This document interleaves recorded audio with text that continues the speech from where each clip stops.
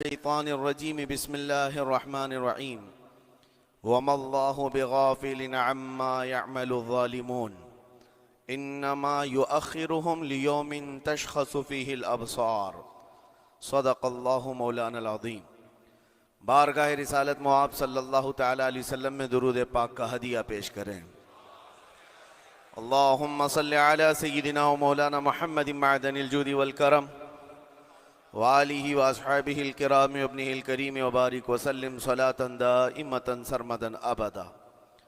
عزیزان گرامی وقار، اللہ کریم کو سب سے زیادہ ناپسند چیز جس کا ذکر قرآن پاک میں بھی ہے وہ ظلم ہے۔ ظلم کو اللہ تبارک و تعالی ہرگز پسند نہیں فرماتا، اور ظلم کا مطلب صرف کسی پر ہاتھ اٹھانا ہی نہیں بلکہ کفر اور شرک بھی بہت بڑا ظلم ہے۔ قرآن پاک میں اللہ نے فرمایا ان الشرک لظلم عظیم، اللہ کے ساتھ کسی کو شریک ٹھہرانا بہت بڑا ظلم ہے، اور اس ظلم کی بہت ساری شاخیں ہیں جو آج ہم دنیا میں دیکھ رہے ہیں۔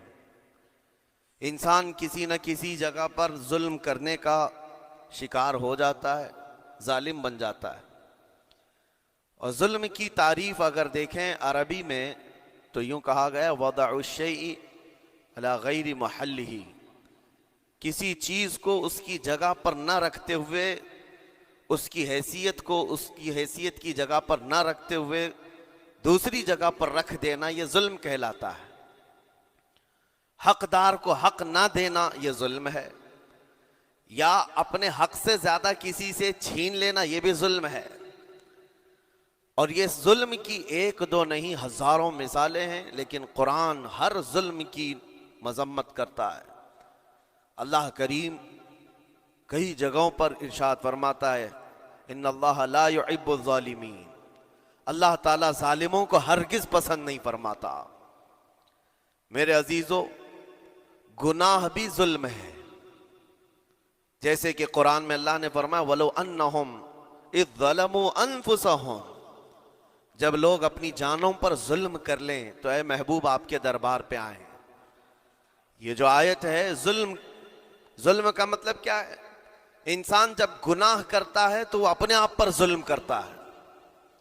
ظلم کی بہت ساری شاخیں ہیں، اور ظالموں کو اللہ پسند نہیں فرماتا، چاہے وہ اپنے اوپر ظلم کیا ہو یا کسی نہتے پر ظلم کیا ہو۔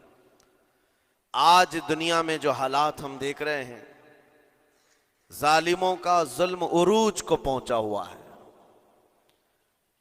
اور قرآن پاک میں رب تعالیٰ نے ظالموں کی نشانیاں بھی بیان کی، ایسا نہیں کہ یہ پہلی مرتبہ ہوا ہے۔ اللہ تعالیٰ فرماتا ہے وَكَم مِّن قَرْيَةٍ أَهْلَكْنَاهَا، کتنی بستیاں ایسی ہیں جن کو ہم نے ہلاک کر دیا۔ رب تبارک و تعالیٰ نے ان کو ختم کر دیا کیونکہ وہ ظالم تھے۔ ظالموں کی بستیاں جو ہلاک ہوئیں، قرآن پاک میں 3 مثالیں آپ کو بتاتا ہوں۔ ایک نوح علیہ السلام کی امت اور ان کی آبادی، دوسری حضرت لوط علیہ السلام کی قوم، تیسری حضرت صالح علیہ السلام کی قوم۔ یہ تینوں قومیں ایسی ہیں، گناہ میں تو تھی لیکن غرور بہت زیادہ تھا، گھمنڈ بہت زیادہ تھا۔ آج کے دور میں اگر کسی کے پاس پیٹروٹ میزائل ہیں اور بم بارود کی طاقت رکھتا ہے، نیوکلیئر پاور ہے، تو وہ یہ سمجھتا ہے مجھے کوئی شکست نہیں دے سکتا۔ یہ ہر دور میں ظالموں کا خواب رہا ہے، ہر دور میں ظالم اسی طرح کی فکر رکھتے ہیں۔ نوح علیہ السلام کی قوم بہت مضبوط قوم سمجھی جاتی تھی۔ اللہ تعالیٰ نے اپنے نبی کو جب حکم فرمایا کہ آپ ایک کشتی بنائیں بہت بڑی، تو وہ آپ کا مذاق اڑاتے تھے۔ یہاں دور دراز کہیں نہ ندی ہے، نہ نالا ہے، نہ سمندر ہے، کشتی کس میں چلاؤ گے؟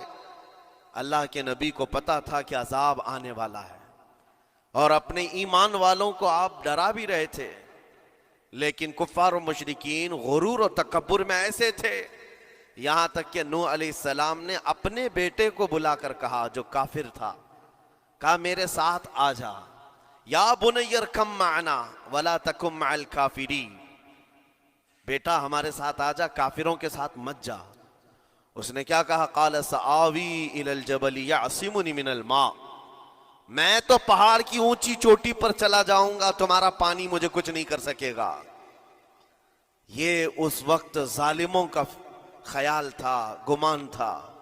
پھر اللہ تعالیٰ قرآن پاک میں فرماتا ہے وَفَجَّرْنَا الْأَرْضَ عُيُونًا، ہم نے زمینوں کے سارے چشمے پھاڑ دیے، ہر جگہ سے پانی کے سوتے نکلے، اور پھر آسمان کے سارے دروازے کھول دیے۔ فَفَتَحْنَا أَبْوَابَ السَّمَاءِ بِمَاءٍ مُنْهَمِرٍ، اللہ فرماتا ہے آسمان کے سارے دروازے پانی کے کھول دیے، آسمانوں سے پانی اور زمینوں سے پانی۔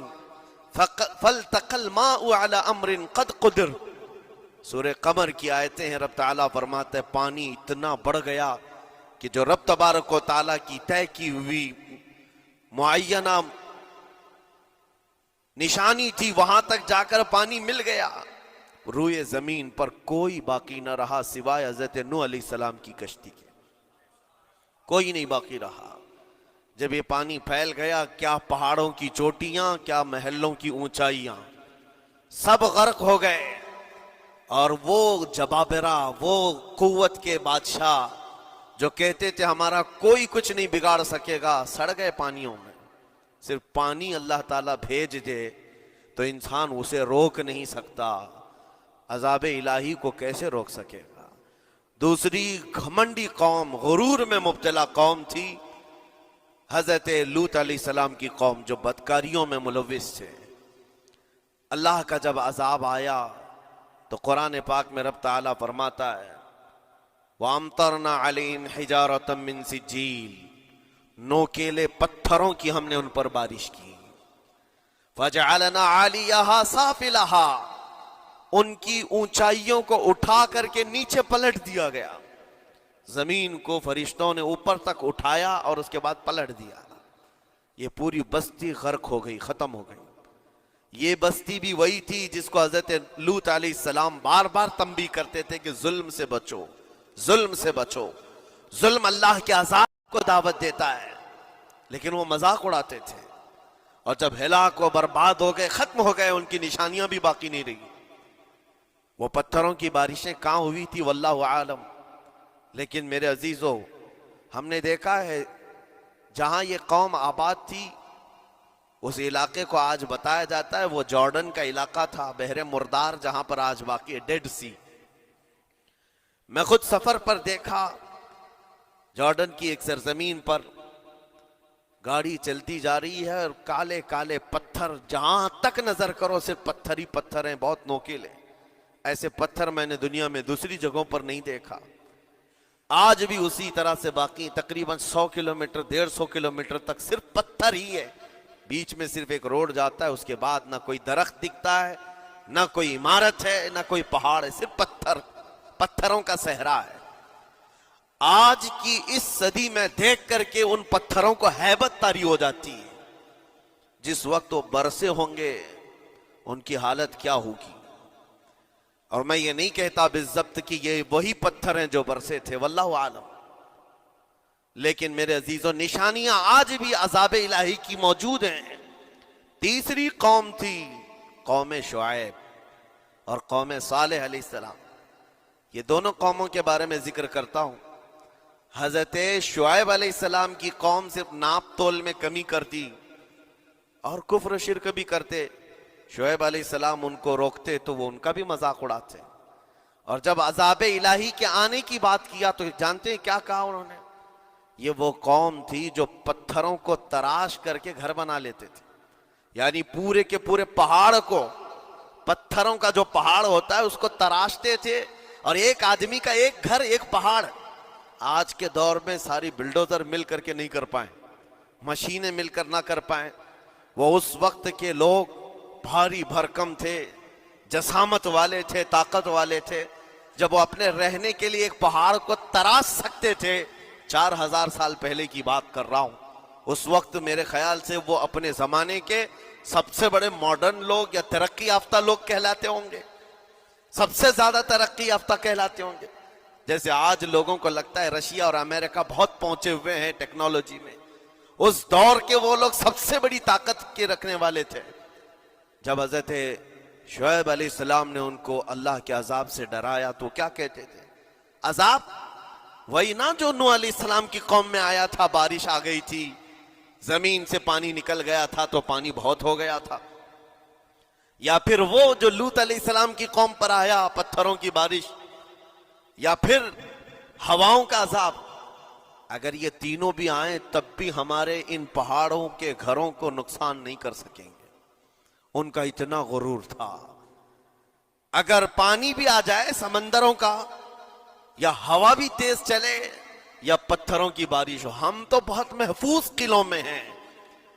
اندازہ کرو میرے عزیزو، 3000-4000 سال کے بعد آج تک مدائن صالح اور الاولا سٹی نام سے سعودی میں موجود ہے، ابھی تک وہ گھر موجود ہیں. تو اس زمانے میں کتنے مضبوط رہے ہوں گے؟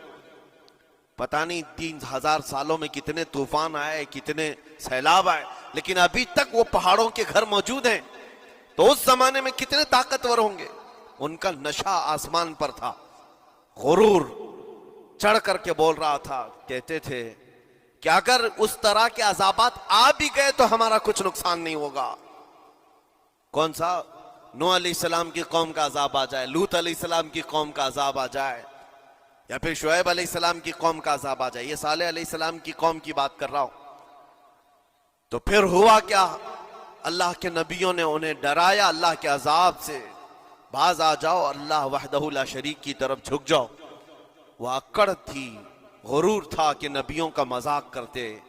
پھر ہوا کیا؟ قرآن کہتا ہے صرف ایک فرشتے کو اللہ تعالیٰ نے زمین پر اتارا، ایک فرشتے کو اتارا، اور اس کے بعد اس فرشتے نے ایک چنگھاڑ لگائی، ایک آواز کی. ایک آواز، صرف فرشتے کی ایک آواز ایسی تھی کہ جتنے اپنے مضبوط قلعوں میں گھروں میں موجود تھے، اس آواز کی ہیبت سے ان کا بھیجا کانوں سے باہر نکل آیا تھا. اور صبح کے وقت جب اس بستی میں جا کر کے دیکھیں تو سب کے سب اوندھے منہ گرے ہوئے تھے، ایک بھی اس میں سے بچا ہوا نہیں تھا. نہ نوح علیہ السلام کا طوفان آیا، نہ لوط علیہ السلام کی قوم پر برسنے والے پتھروں کا عذاب آیا، نہ ہی ہوائیں چلائی گئیں. ایک فرشتے کو بھیج کر رب تعالیٰ نے اپنی قدرت کا مظاہرہ فرمایا. اللہ کے کروڑوں اربوں لا تعداد فرشتے ہیں، ایک فرشتے کی طاقت ایسی ہے کہ اگر وہ اپنی آواز نکالے تو تمہارے کانوں سے بھیجا باہر نکل آئے. اللہ وحدہ لا شریک، وہ حی و قیوم کل بھی تھا اور آج بھی ہے. وہ رب ذوالجلال حی و قیوم ہے، طاقتور ہے اور ہمیشہ رہے گا. اور رب تبارک و تعالیٰ نے قرآن پاک میں فرمایا، آپ یہ آیت تقریباً 3 جگہ قرآن میں آئی، وَإِذْ نَجَّيْنَاكُمْ مِنْ آلِ فِرْعَوْنَ يَسُومُونَكُمْ سُوءَ الْعَذَابِ يُذَبِّحُونَ أَبْنَاءَكُمْ وَيَسْتَحْيُونَ نِسَاءَكُمْ وَفِي ذَلِكُمْ بَلَاءٌ مِّن رَبِّكُمْ عَظِيمٌ. رب تعالیٰ فرماتا یاد کرو فرعونیوں کے عذاب سے اللہ نے تم کو نجات دی. یہ بنی اسرائیل کو کہا جا رہا ہے کہ فرعونیوں کے عذاب سے، کہ فرعون اور اس کے لشکری اس قدر سخت سزائیں دیتے تھے موسیٰ علیہ السلام کی قوم پر، ایمان والوں پر، بنی اسرائیل پر. اللہ فرماتا ان سے نجات دیا رب تعالیٰ نے. لیکن وہ کرتے کیا تھے؟ بنی اسرائیل میں ایک بھی بچہ پیدا ہو جائے اسے ذبح کر دیتے تھے. فرعون کے لشکریوں نے ایک سال میں 12,000 بچوں کو قتل کیا ہے، 12,000 بچوں کو ذبح کر دیا ہے. آج کے اسرائیلی اگر یہ بچوں پر ظلم کرتے ہیں تو یہ تعجب کی بات نہیں ہے. فرعون کی سرشت میں داخل تھا اور یہ فرعونی ہے، وقت کے جبابرہ ہیں، وقت کے ظالم ہیں. 12,000 بچوں کو قتل کر دیا تھا فرعون اور اس کے لشکریوں نے، اور عورتوں کو زندہ چھوڑ دیتے تھے. قرآن میں اللہ تعالیٰ نے فرمایا 3 جگہ آئی آیت، لیکن اس کے ساتھ رب تعالیٰ یہ بھی فرماتا ہے یہ سخت ترین سزائیں دیتے تھے فرعونی، اللہ نے ان سے تم کو نجات دیا. لیکن یہ سزائیں کیوں دیتے تھے، یہ عذاب کیوں تھا؟ وَفِي ذَلِكُمْ بَلَاءٌ مِّن رَبِّكُمْ عَظِيمٌ. یہ ہے فرمان اللہ کا. یہاں میں یہ ٹکڑا اگر بیان کر دوں تو آج آپ کے دلوں کے اندر ایک یقین پیدا ہو جائے گا. آج کے حالات کے مطابق فرعونیوں کا اس قدر سخت عذاب کیوں تھا؟ رب تعالیٰ فرماتا ہے اے مومنو، ان تمام معاملات میں اللہ کی طرف سے تمہارے لیے ایک بڑا امتحان تھا.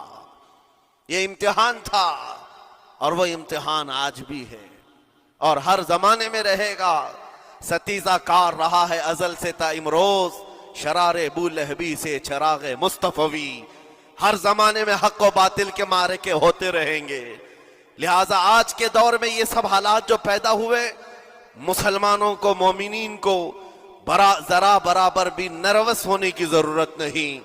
تم جس دین سے وابستہ ہو، اس دین کی حفاظت کا ذمہ اللہ نے اپنے ذمے لیا ہے. یریدون لیطفئوا نور اللہ بافواہہم. قرآن میں اللہ فرماتا ہے کفار و مشرکین اپنے منہ کے پھونکوں سے اللہ کے اس چراغ کو بجھانا چاہتے ہیں، اللہ اپنے اس چراغ کو مکمل کر کے رہے گا. یہ اسلام نور الہی ہے، اللہ کا نور ہے اور اس کو صبح قیامت تک رہنا ہے. اور ہم جیسے اور بھی آئیں گے اس زمین پر اور آئیں گے جاتے رہیں گے. یہ آبادیاں ہیں، بدلتی رہیں گی، خدائی قانون ہے، لیکن اسلام نہ کل بدلا تھا، نہ آج، نہ قیامت تک بدلے گا. ہم سب کا امتحان ہے میرے عزیزوں، ہم سب کا امتحان ہے. لیکن ان حالات میں مومنین کو کرنا کیا چاہیے؟ انہیں اپنے ایمان کو مضبوط کرنا چاہیے. کبھی کسی کے اڑتے ہوئے چھیٹڑے اور ٹکڑے دیکھ کر تمہیں مایوس ہونے کی ضرورت نہیں. اب ہمارا مستقبل کیا ہوگا؟ میرے عزیزوں، آج جو حالات ہیں یہ حالات کربلا سے زیادہ سخت تو نہیں ہیں. آج فلسطینیوں کو ہم نے دیکھا 6 ماہ کے، سال بھر کے بچوں کو سینے سے لگا کر کفن لپیٹ رہے ہیں. ان ماؤں کی کیا کیفیت ہوتی ہوگی؟ کبھی کبھار چھوٹی سی کلپ میں دیکھ کر کے آنکھوں سے آنسو بہ پڑتے ہیں. انہوں نے اپنے ہاتھوں سے نہ جانے کتنے بچوں کو ایک دن میں دفن کر دیا. 80 میتوں کو ایک قبر میں ڈال دیا کرتے ہیں. ان فلسطینیوں کو لاکھوں سلام، ان کے جذبات کو اور ان کی استقامت کو. ہم تو دعا یہی کرتے ہیں ان فلسطینی مسلمانوں کے برابر پوری دنیا کے مسلمان نہیں ہو سکتے. ہم تو ایک ناشتے پر صبر نہیں کر پاتے، وہ اپنے 10 بچوں اور خاندان والوں کے کٹے ہوئے چھیٹڑوں پر بھی کہتے ہیں اللہ ہمارے ساتھ ہے. ساری مصیبتیں دیکھ کر کے بھی وہ کہتے ہیں اللہ ہمارے ساتھ ہے. ان کے گھر اڑا دیے گئے، تباہ کر دیے گئے، راکھ میں بدل دیے گئے. اور نیوز اینکر، یہ دجالی میڈیا وہاں جا کر کے ان کے زخموں کو کھرید کر کے پوچھتا ہے تمہارا مال کیسے آئے گا، تمہارا گھر کیسے چلا گیا. لیکن ان حالات میں بھی وہ مسکرا کر کہتے ہیں اللہ نے دیا تھا، پھر اللہ ہے اور اللہ دے گا. ان کے ایمان کے برابر ہم نہیں ہو سکتے. لیکن میرے عزیزو، پوری دنیا کے مسلمانوں میں اس مسئلے نے آج ایک اتحاد کی فضا قائم کی ہے. اگر ہمارے درمیان آج بھی اتحاد نہیں ہو سکتا تو پھر میرے عزیزو، شاعر نے سچ کہا تھا جگہ جگہ کے تھک چکے ہیں تمہیں یہ ہنگامے، نشاط لذت خواب گراں بدل ڈالو. غلط روی سے منازل کا بعد بڑھتا ہے، مسافر و روش کارواں بدل ڈالو. آج کے حالات تمہیں اگر نہیں بدلنے پر مجبور کیے تو پھر بتاؤ کون سے حالات تمہیں بدلیں گے، کب تم بدلو گے؟ لیکن ان حالات پر آج بعض لوگوں نے یہ کہنا شروع کیا. میں نے چند دنوں پہلے ایک آیت پڑھی تھی، ایک بیان میں کہا تھا اللہ قرآن میں فرماتا ہے هو الذی ارسل رسولہ بالہدی ودین الحق لیظہرہ علی الدین کلہ. وہ اللہ ہے جس نے حق دین کے ساتھ اپنے رسول کو بھیجا ہے اور ہدایت کے ساتھ اپنے رسول کو بھیجا ہے. کیوں بھیجا ہے؟ لیظہرہ علی الدین کلہ، تاکہ وہ رسول پوری دنیا پر یہ دین غالب کرے. یہ دین غالب آئے گا. تو بعض مجھ سے کہنے لگے مولانا سٹیج پر بیٹھ کر چلاتے ہو، کئی کرسیوں پر بیٹھ کر کہتے ہو کہ تمہارا دین غالب آئے گا. تمہارا دین تو آج ٹکڑے ٹکڑے کیا جا رہا ہے، کوئی کچھ نہیں کر پاتا. ان ظالموں کو میں یہ کہتا ہوں، ان کو یہ میں کہتا ہوں، ان تمام حالات سے تم ہرگز یہ مت سمجھنا کہ دین غالب آئے گا. چاند پر بھی گہن لگتا ہے، لیکن جب گہن چھٹتا ہے تو چاند پورے آب و تاب کے ساتھ چمکتا ہے. آج اگر امت مصطفیٰ پر گہن لگا ہے تو میں اپنے ان تمام نوجوانوں سے جو ابھی ان فوان شباب میں داخل ہوئے ہیں، ابھی یہ دنیا کو دیکھنے کے قابل بنے ہیں، میں ان سے کہتا ہوں ان آندھیوں سے، ان طوفانوں سے گھبرا کر کے نہ تمہیں دین بدلنے کی ضرورت ہے، نہ تمہیں اپنا مسلک و مذہب بدلنے کی ضرورت ہے، بلکہ میں یہ کہتا ہوں نہ گھبراؤ مسلمانوں، ابھی خدا کی شان باقی ہے، ابھی اسلام زندہ ہے، قرآن باقی ہے۔ یہ ظالم کافر کیا سمجھتے ہیں جو روز ہم سے الجھتے ہیں؟ ابھی کربلا کا آخری میدان باقی ہے، ابھی تو کربلا کا آخری میدان باقی ہے۔ عزیزان گرام وقار، میرے نبی کریم صلی اللہ تعالی علیہ وسلم نے جو فرمایا وہ ہو کر رہے گا، وہ ہو کر رہے گا۔ میرے آقا صلی اللہ تعالی علیہ وسلم کا فرمان عالی شان میں سناتا ہوں۔ حضور فرماتے ہیں لا تزال عصابۃ من امتی یقاتلون علی ابواب دمشق وما حولها وعلى ابواب بیت المقدس لا يضرهم خذلان من خذلهم ظاہرین علی الحق الى ان تقوم الساعة او کما قال رسول اللہ صلی اللہ علیہ وسلم۔ میرے آقا فرماتے ہیں قیامت تک میری امت میں سے ایک جماعت ایسی ہوگی جو بیت المقدس کے ارد گرد حق کے لیے لڑ رہی ہوگی۔ حضور نے فرمایا قیامت تک لڑتی رہے گی، لیکن ساتھ میں ان کے لیے میرے آقا نے فرمایا پوری دنیا کے برا چاہنے سے ان کا کچھ نہیں بگڑے گا۔ اس کا مطلب کیا ہے؟ اگر آپ ہم سے پوچھتے ہیں کچھ نہیں بگڑے گا، حضور نے فرمایا کچھ نہیں بگڑے گا، لیکن ہم تو دیکھ رہے ہیں ان کے گھر تباہ ہو گئے، بچے مر گئے، چھوٹے بچوں کے سروں سے باپ کا سایہ نکل گیا، کسی کے سامنے اس کی ماں کی تڑپتی ہوئی لاش ہے، اور حدیث میں کہا جا رہا ہے ان کا کچھ نہیں بگڑے گا۔ سب تو بگڑ گیا، مال بھی گیا، دکان بھی گئی، تجارت بھی گیا، گھر بھی گئے، اولاد بھی، رشتہ دار بھی، اور حدیث میں کہا جا رہا ہے کچھ نہیں بگڑے گا۔ میرے عزیزو یاد رکھو میرے آقا کا فرمان حق ہے، کچھ نہیں بگڑے گا کا مطلب کیا ہے؟ یہ تمام اسباب جانے کا مطلب یہ نہیں کہ بگڑ گیا، بگڑا تو اس کا ہے جس کا ایمان بگڑ گیا، ایمان جس کا گیا اس کا سب بگڑ گیا۔ اور ہم نے ان بچوں کو دیکھا ہے آج، ارے رات کو سوتے ہیں تو انہیں پتہ نہیں ہوتا صبح ہوگی بھی کہ نہیں ہوگی، لیکن اس کے باوجود ایک دل دہلا دینے والی بات میں بتاتا ہوں۔ مصر کی سرزمین سے لوگ پانی کے بوتلیں اور ڈبے اٹھا کر کے بارڈر پر جا رہے ہیں، لیکن فلسطین غزہ کے وہ مسلمان کہتے ہیں اپنا پانی تم رکھو، اللہ کریم ہمارے لیے کہیں سے اپنی ہی زمین سے پانی عطا کرے گا۔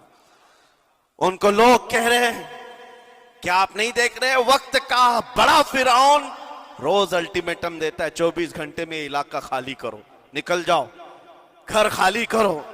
کیسا ایمان ہے تمہارا کہ آنے والی بڑی بڑی میزائلوں کا اپنے سینے سے مقابلہ کرتے ہیں، اور کہتے ہیں کل سے ہم یہی تھے، آج بھی یہی ہیں اور یہی رہیں گے اور اسی مٹی میں دفن ہو جائیں گے۔ یہ جو استقامت ہے، اسی کو میرے آقا نے فرمایا دنیا ان کا کچھ نہیں بگاڑ سکے گی۔ ایمان اگر مضبوط ہے تو کچھ نہیں بگڑا ہے۔ ارے 6 سال کی بچی، 6 سال کی بچیاں، ٹرینڈ چلا ہوا ہے ان کے محلوں میں، ٹرینڈ چلا ہوا ہے، اپنے اپنے ہاتھوں میں مہندی سے اپنا نام لکھ رہی ہیں، ہنسی خوشی۔ پوچھا ان سے کہ نام لکھنے کا ٹرینڈ کیوں چلا ہے ابھی جنگ کے حالات میں مہندی سے؟ کہتی ہیں کل کو اگر ہم اڑ گئے، چہرہ نہیں ملا، جسم نہیں ملا، ہاتھ اگر بچا ہوا ہو تو نام دیکھ کر ہمارے ماں باپ پہچان تو سکے۔ شہادت کا یہ جذبہ، شہادت کا یہ جذبہ 6 سال کے بچوں میں اگر آیا ہے، یقیناً ان کے سینوں میں ایمان موجود ہے، ایمان موجود ہے۔ میرے عزیزو ذرا اپنے حالات پر ذرا توجہ کرو، مولا کریم نے ہمیں کس چیز کی کمی دی ہے؟ کون سی چیز کم آئی ہمارے گھر میں؟ ہم تو مرغن غذائیں روز کھاتے ہیں، آج ہمارے پاس ساری نعمتیں اللہ نے دی ہیں، ہم عیاشیوں کے اڈوں پر پوری رات گزارتے ہیں۔ ہمارے شہر آج جس گلی سے گزر جائیں، صبح کی اذان تک یہاں گپیں لگاتے ہوئے کھڑے رہے۔ اے میرے عزیزو، حالات تو ہمارے ایسے ہیں کہ کھا کھا کر کے چربیاں چڑھ گئیں، ہمیں ان کا کیا احساس ہو پائے گا؟ ان کا کیا احساس ہو پائے گا؟ جن کے ہاں پانی سے زیادہ خون دیکھا جاتا ہے، جن کے ہاں زندوں کو پکڑنے کے لیے نہیں، اب مردوں کو پکڑنے کے لیے لوگ بھی نہیں ہیں۔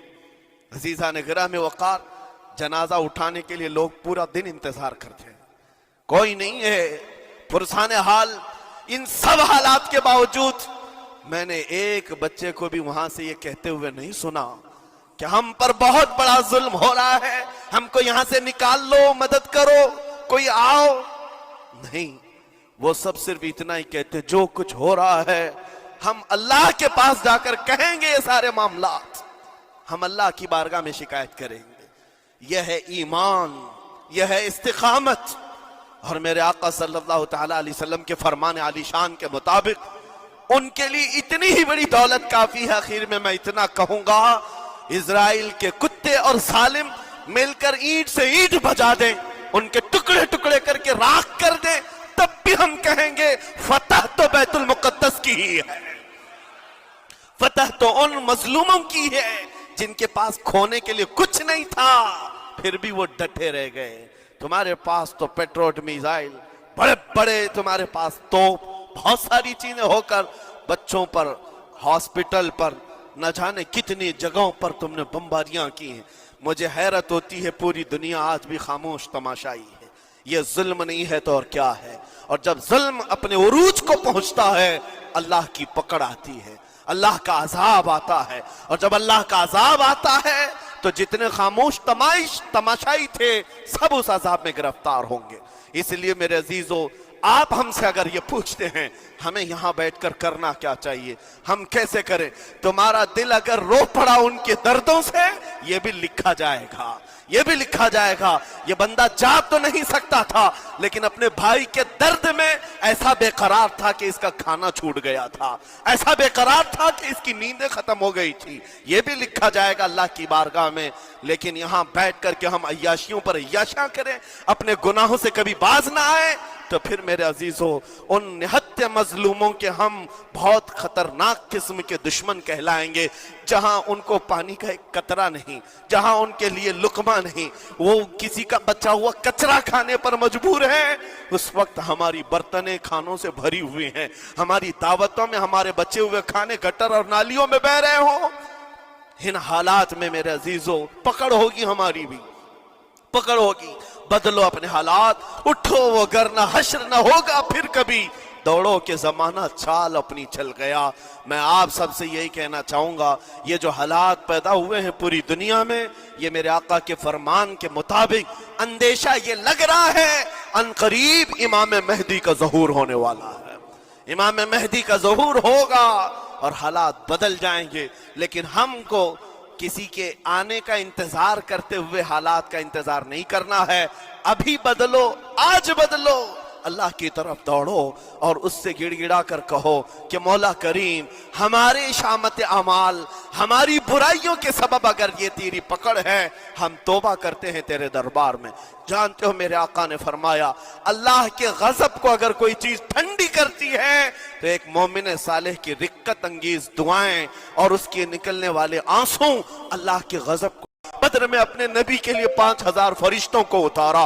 اے مولا، تو ہی وہ خدا ہے جو یونس علیہ السلام کو مچھلی کے پیٹ سے زندہ سلامت نکالا، تو ہی وہ خدا ہے جو ابراہیم علیہ السلام کو دھڑکتی ہوئی آگ سے، بھڑکتی ہوئی آگ سے زندہ محفوظ فرمایا۔ اے قدیر و جبار خدا، کل بھی تو حی و قیوم تھا، آج بھی ہے اور ہمیشہ رہے گا۔ ہمارے اس عقیدے کی لاج رکھ لے اور غیب سے مولا تو اپنی مدد نازل فرما، اپنی مدد نازل فرما، امت مصطفیٰ کے لیے خیر فرما، ہم سب کو امن و امان عطا فرما۔ اے رب کریم، ان ظالموں کو کیفر کردار تک پہنچا دے، مظلوموں کو مولا امن کی سانس عطا فرما۔ ہماری خوشیاں اگر لکھی ہوئی ہے، اے رب قدیر، ہماری خوشیوں میں سے ان کو یہ تقسیم فرما دے۔ اے اللہ، ہماری حصے کی خوشیاں انہیں تقسیم فرما دے۔ اے رب کریم، ہمارے امن و سکون کو ان کے درمیان تقسیم فرما دے۔ اے اللہ، ان بلکتی ہوئی ماؤں کی آوازیں ہماری نیندیں اڑا چکی ہیں مولا، ان بچوں کے زخمی چہرے مولا بار بار ہماری آنکھوں کو ترساتے ہیں مولا۔ کب تک یہ تیری آزمائش ہوگی، کب تک یہ امتحان ہوگا؟ اے قدیر و جبار خدا، تجھے تیرے حبیب کی نالین کا واسطہ ان سب کو ظلم و ستم سے آزاد فرما دے۔ اے اللہ ظلم و ستم سے آزاد فرما، امن و امان عطا فرما، خیر و سلامتی عطا فرما، ہمارے اس ملک عزیز ہندوستان کو امن و امان کا گہوارہ بنا دے۔ اے اللہ ہم سب کو محبت و آشتی کا پیغام اور الفت و محبت کے ساتھ جینے کی توفیق عطا فرما۔ مولا ہماری دعاؤں کو حضور کے صدقے قبول فرما۔ وصلی اللہ تعالی علی خیر خلقی